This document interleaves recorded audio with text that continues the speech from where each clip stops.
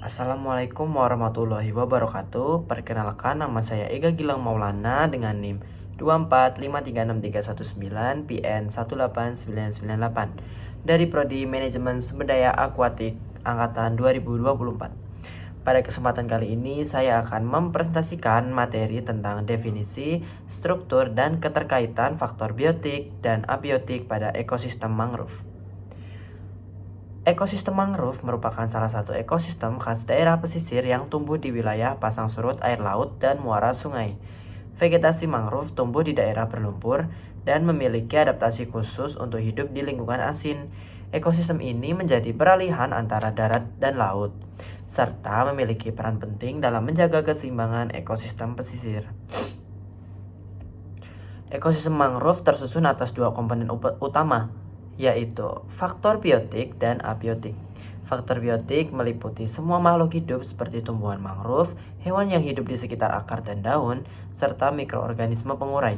Sedangkan faktor abiotik meliputi unsur tak hidup seperti air, tanah, salinitas, suhu, oksigen terlarut atau DO, dan cahaya matahari. Struktur ekosistem mangrove dapat dilihat dari 3 lapisan. Yang pertama yaitu lapisan produsen yang terdiri dari tumbuhan mangrove itu sendiri sebagai penyedia energi melalui fotosintesis. Lapisan kedua yaitu lapisan konsumen seperti ikan, kepiting, udang, dan burung yang memanfaatkan mangrove sebagai sumber makanan dan juga tempat berlindung.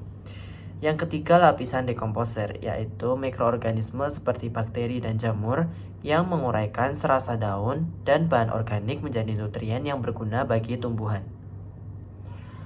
Faktor biotik memiliki peran yang sangat penting.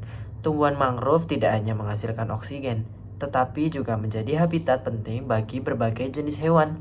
Hewan-hewan seperti ikan, kepiting, dan burung bergantung pada mangrove untuk berlindung dan juga mencari makan. Di sisi lain, faktor abiotik juga sangat menentukan. Tanah berlumpur yang kaya bahan organik, kadar salinitas, suhu, dan intensitas cahaya menjadi faktor pembatas bagi pertumbuhan mangrove. Jika salah satu faktor abiotik terganggu, misalnya salinitas terlalu tinggi atau pH yang terlalu rendah, maka akan berpengaruh terhadap kelangsungan hidup biota di dalamnya. Keterkaitan antara faktor biotik dan abiotik dalam ekosistem mangrove sangat erat.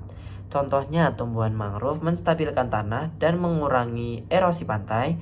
Daun yang gugur menjadi sumber makanan bagi organisme kecil, lalu diuraikan oleh dekomposer yang menjadi nutrien dan kembali diserap oleh tumbuhan. Selain itu, pasang surut air laut yang merupakan faktor abiotik menentukan zonasi tumbuhan mangrove.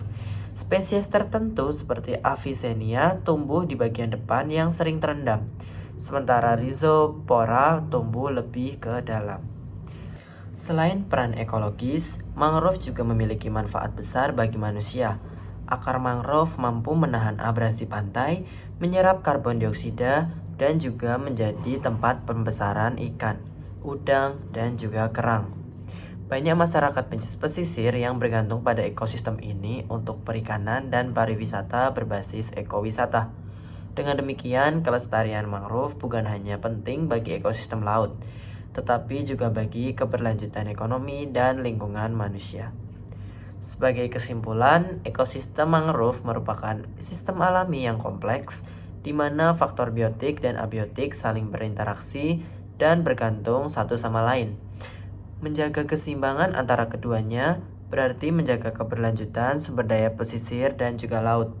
Oleh karena itu, konservasi mangrove harus terus dilakukan agar fungsi ekologis dan ekonominya tetap terjaga untuk generasi mendatang. Baik, sekian presentasi dari saya. Kurang lebihnya mohon maaf. Billahi taufik wal hidayah. Wassalamualaikum warahmatullahi wabarakatuh.